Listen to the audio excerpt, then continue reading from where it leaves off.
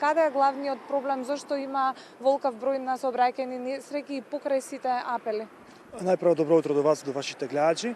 За жал, статистиките од минатото покажуваат дека токму за време на викендите, продолжените викенди и празниците имаме зголемување на бројот на сообраќајни незгоди. Тоа најчесто се должи на намаленото внимание на возачите, како и честото конзумирање на алкохол додека управуваат со моторно возило. Исто така како фактор плюс се јавува и зголемувањето на интензитетот на сообраќајот за празниците, што е една причина плюс за настанување на сообраќајни незгоди. Што се однесува до апелите и активностите кои што ги има РСБСП, мораме да истакнеме дека тие се однесуваат на зголемување на свеста на сите учесници во сообраќајот, што во принцип е еден бавен процес, меѓутоа ние и понатаму остануваме да бидеме на терен, да испраќаме апели, да организираме кампањи и сето се да спасиме паременен човечки живот. Моментално Републичкиот совет за безбедно сообраќај на патиштата организира две кампањи.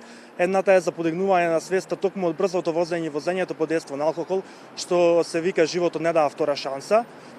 И другата кампања е за подигнување на свеста од штетните последици од користењето на мобилен телефон при управување со моторно возило.